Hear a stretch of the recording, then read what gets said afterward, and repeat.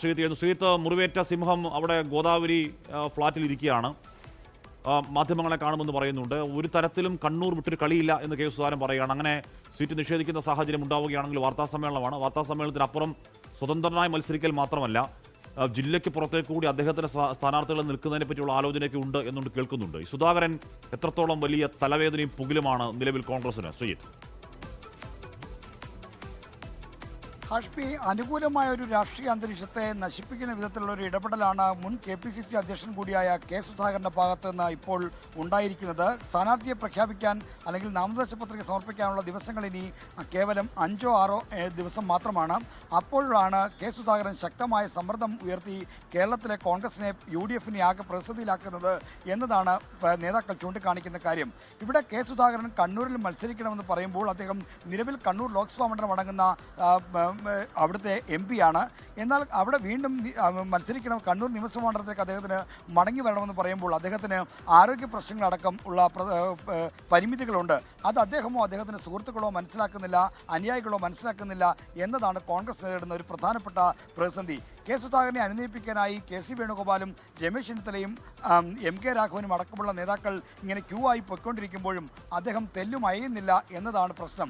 എന്നാൽ കെ സുധാകരനോ അദ്ദേഹത്തിൻ്റെ അനുകൂലികളോ മനസ്സിലാക്കാൻ കഴിയാതെ പോകുന്ന പ്രശ്നം കഴിഞ്ഞ 10 വർഷമായി കേരളത്തിലെ കോൺഗ്രസ് പ്രവർത്തകർ ഈ ഒരു നിർണായകമായ തെരഞ്ഞെടുപ്പിലേക്കായി കാത്തിരിക്കുകയാണ്. കാരണം 10 കൊല്ലത്തെ അധികാര നഷ്ടം പഴങ്കതിയാക്കിക്കൊണ്ട് അധികാരത്തിലേക്ക് തിരിച്ചു വരാൻ കഴിയുന്ന ഏറ്റവും നല്ല അവസരത്തിൽ ആ രാഷ്ട്രീയ അവസരത്തെ അന്തരീക്ഷത്തെ നശിപ്പിക്കുന്ന വിധത്തിൽ കെ സുധാകരൻ ഇടപെടുമ്പോൾ ഹൈക്കമാൻഡ് നിസ്സഹായരായി നോക്കി നിൽക്കുന്നു. അതിൽ കോൺഗ്രസ് പ്രവർത്തകർക്കും വലിയ തോതിൽ പ്രതിഷേധമുണ്ട്.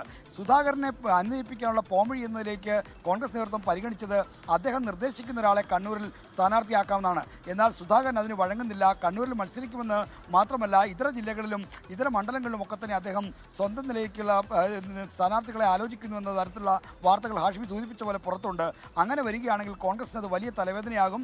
അതായത് ജയിപ്പിക്കാനല്ല, മറിച്ച് തോൽപ്പിക്കാനെങ്കിലും കഴിയുന്ന നിലയിലേക്കുള്ള ഒരു അവസരം അല്ലെങ്കിൽ കോൺഗ്രസ് ഇവിടെ ചരിത്രത്തിലാദ്യമായി LDFന് ഒരു ഭരണ തുടർച്ച 3.0 വരുമെന്ന് ഉറപ്പിച്ച് പറയുന്നു. അതിൻ്റെ എണ്ണയിട്ട യന്ത്രം പോലെ CPM അത് അത്ഭുതകരമല്ല. അവിടെ തളിപ്പറമ്പിൽ ഒക്കെ സാധാരണഗതിയിൽ CPMൽ കാണാത്ത പോലുള്ള വലിയ പൊട്ടിത്തെറികൾ ഒക്കെ പാർട്ടിക്കോട്ടയിലൊക്കെ ഉണ്ടാവുന്നുണ്ട് എന്ന് പറയുമ്പോൾ പോലും UDFന് ഒരിക്കൽ കൂടി ഒരു ഭരണനഷ്ടം അവർക്ക് അചിന്ത്യമാണ്. ഒരിക്കൽ കൂടി പരാജയം അവർക്ക് അചിന്ത്യമാണ്. അചിന്യമാവുന്ന സാഹചര്യത്തിൽ അവിടെ ഇന്നലെ കണ്ണൂരിലെ വാട്സാപ്പ് ഗ്രൂപ്പുകളിൽ സുധാകരന് സീറ്റില്ലെങ്കിൽ പേരാവൂരിൽ വോട്ടില്ല എന്നൊക്കെയുള്ള വലിയ ക്യാമ്പയിനൊക്കെ നടത്തുകയാണ്. ആരാണ്? സുധാകരൻ അനുകൂലികൾ.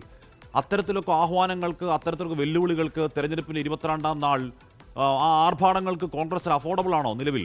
ശ്രീജിത്ത്, കോൺഗ്രസിനെ ഒട്ടും പേറാൻ കഴിയുന്ന തരത്തിലുള്ള സമ്മർദ്ദമാണ് സുധാകരൻ അനുകൂലികൾ നടത്തുന്നത്. സുധാകരൻ അനുകൂലികൾ ഇത്തരത്തിലുള്ള വാട്സാപ്പ് സന്ദേശങ്ങൾ പ്രചരിപ്പിക്കാനുള്ള പ്രധാനപ്പെട്ട കാരണം KPC പ്രസിഡന്റായ സണ്ണി ജോസഫ് കെ സുധാകരൻ്റെ ഏറ്റവും അടുത്ത അനുയായിയായിരുന്നു, ഏറ്റവും അടുപ്പമുള്ള നേതാവായിരുന്നു. കണ്ണൂരിൽ സുധാകരൻ്റെ നിർദ്ദേശപ്രകാരം DC പ്രസിഡന്റ് അടക്കമുള്ള നിർണായകമായ ചുമതലകൾ വഹിച്ചിട്ടുള്ള ആളാണ്. ആ സണ്ണി ജോസഫ് സുധാകരന് സ്ഥാനാർത്ഥിത്വം നേടിക്കൊടുക്കാൻ ഇടപെടുന്നില്ല എന്ന് ചൂണ്ടിക്കാണിച്ചാണ് ഇന്നലെ രാത്രി പന്തം കൊളുത്തി പ്രകടനവും ഒപ്പം തന്നെ പേരാവൂരിൽ നന്ദികേട് കാട്ടിയെന്ന് അർത്ഥം വരുന്ന തരത്തിലുള്ള ഫ്ലക്സ് ബോർഡുകളും മറ്റും സ്ഥാപിക്കുന്നത്. അപ്പോൾ തെരഞ്ഞെടുപ്പിന് കേവലം 22 ദിവസം മാത്രമുള്ളപ്പോഴും നാമനിർദ്ദേശ പത്രിക സമർപ്പിക്കാൻ കേവലം 5 ദിവസം മാത്രമുള്ളപ്പോഴും ഇത്തരം സമ്മർദ്ദം ഒരു പാർട്ടിക്ക് മേൽ ചുമത്തുന്നത് ശരിയാണോ എന്ന് ചിന്തിക്കാൻ പോലുമുള്ള വിവേകം കോൺഗ്രസ് നേതാക്കൾക്ക് ഇല്ലാതെ പോകുന്നു, സുധാകരൻ ഇല്ലാതെ പോകുന്നു, അദ്ദേഹത്തിൻ്റെ അനുകൂലർക്ക് ഇല്ലാതെ പോകുന്നു എന്നതാണ് പ്രശ്നം. ലക്ഷോപലക്ഷം കോൺഗ്രസ് പ്രവർത്തകരും UDF പ്രവർത്തകരും കാത്തിരുന്ന ദിവസമാണ് അടുക്കാൻ പോകുന്നത്. അപ്പോൾ ആ ഘട്ടത്തിൽ ഇങ്ങനെ പെരുമാറുന്നത് തീർത്തും സങ്കടകരമായ കാര്യമാണെന്ന് നേതാക്കൾ ചൂണ്ടിക്കാണിക്കുമ്പോഴും കെ സുധാകരൻ ഉയർത്തുന്ന വെല്ലുവിളിയെ എങ്ങനെ മറികടക്കാൻ കഴിയുമെന്ന കാര്യത്തിൽ കോൺഗ്രസ് നേതാക്കൾക്ക് വ്യക്തതയില്ല. കാരണം സുധാകരൻ വൈകാരികമായി പ്രതികരിക്കുന്ന ആളാണ്, വളരെ തീഷ്ണമായി പ്രതികരിക്കുന്ന ആളാണ്. അദ്ദേഹത്തിൻ്റെ അനുകൂലികളും ഏതാണ്ട് അതേ ശൈലി പിന്തുടരുന്നവരാണ്. അപ്പോൾ എങ്ങനെയാണ് സുധാകരനെ അനുനയിപ്പിക്കുക? ഈ രാഷ്ട്രീയ അന്തരീക്ഷത്തിൽ കോൺഗ്രസിൽ അല്ലെങ്കിൽ തന്നെ മുഖ്യമന്ത്രി സ്ഥാനത്തേക്ക് തർക്കമുണ്ട്, കോൺഗ്രസ് ഒരു ഡിവൈഡഡ് ഹൗസ് ആണെന്ന് വരുത്തി തീർക്കാനുള്ള നറേറ്റീവാണ് LDF ഈ തെരഞ്ഞെടുപ്പിലെല്ലാം പ്രചരിപ്പിക്കുന്നത്. അപ്പോൾ കോൺഗ്രസിൽ അനൈക്യമുണ്ടെന്ന് എന്ന പ്രചരണത്തിന് ആക്കം കൂട്ടുന്ന തരത്തിലായിരിക്കും സുധാകരന്റെ ഇപ്പോഴത്തെ നീക്കങ്ങൾ. അതിന്റെ പരിണതഫലവും അങ്ങനെ തന്നെയാകും. അതുകൊണ്ട് കോൺഗ്രസിന് അനുകൂലമായ UDFന് അനുകൂലമായ ഒരു രാഷ്ട്രീയ അന്തരീക്ഷത്തെ നശിപ്പിക്കുന്ന ഈ രീതിയിൽ നിന്ന് സുധാകരൻ പിന്മാറണമെന്നാണ് നേതാക്കൾ ഒറ്റക്കെട്ടായി ആവശ്യപ്പെടുന്നത്. ലോകത്തെവിടെയായാലും ഏത് സമയത്തും 24 വാർത്തകളും ഓഗ്മെന്റഡ് റിയാലിറ്റി പാക്കേജുകളും എക്സ്പ്ലെയിനറുകളും വിശദമായി കാണാൻ ഞങ്ങളുടെ YouTube ചാനൽ നിങ്ങൾക്ക് സബ്സ്ക്രൈബ് ചെയ്യാം.